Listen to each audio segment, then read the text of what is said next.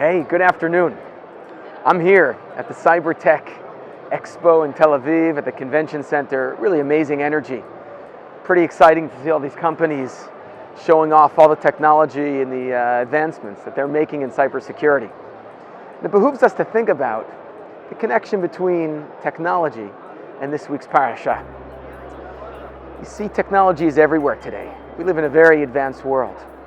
And sometimes we get so addicted and so connected to our technology, we forget what it means to be truly human. We forget to ask the really important questions. What's the purpose of this?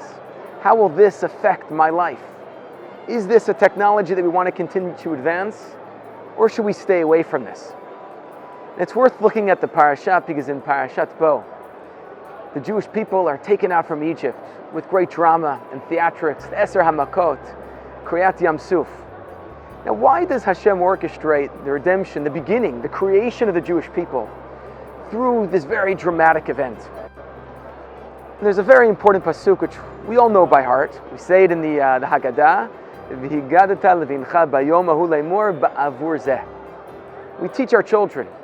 We tell them, Hashem took us out from Egypt ba'avur zeh because of this. What is this? What is ba'avur zeh?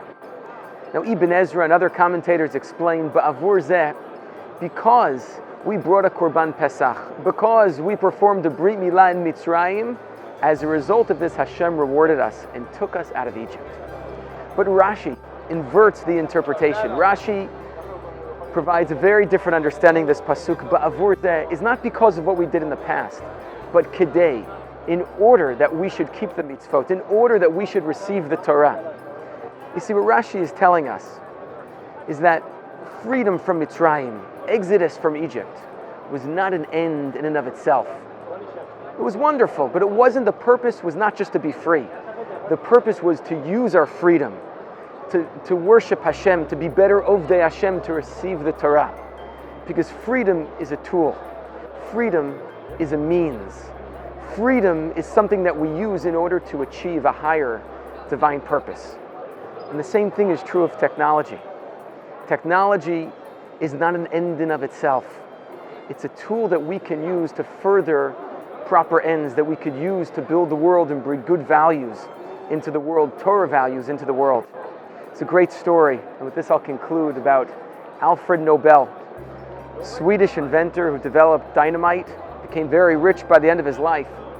And he's famous because he created the Nobel Peace Prizes and prizes for economics and physics and chemistry. Now, why did Alfred Nobel dedicate money towards this cause? And it happened that in 1888, an obituary was written for Alfred Nobel, but he hadn't died. In fact, there was an editor's mistake. His brother Ludwig had died, and they wrote as part of the obituary, death of a tradesman of death, something like that. And he saw what they wrote about him.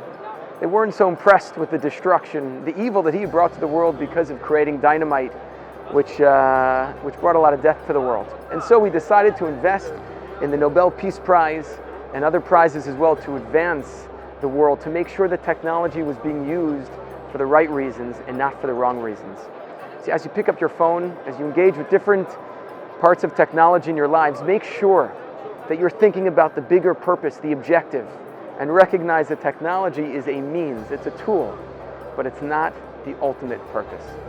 Wishing you and your family Shabbat Shalom.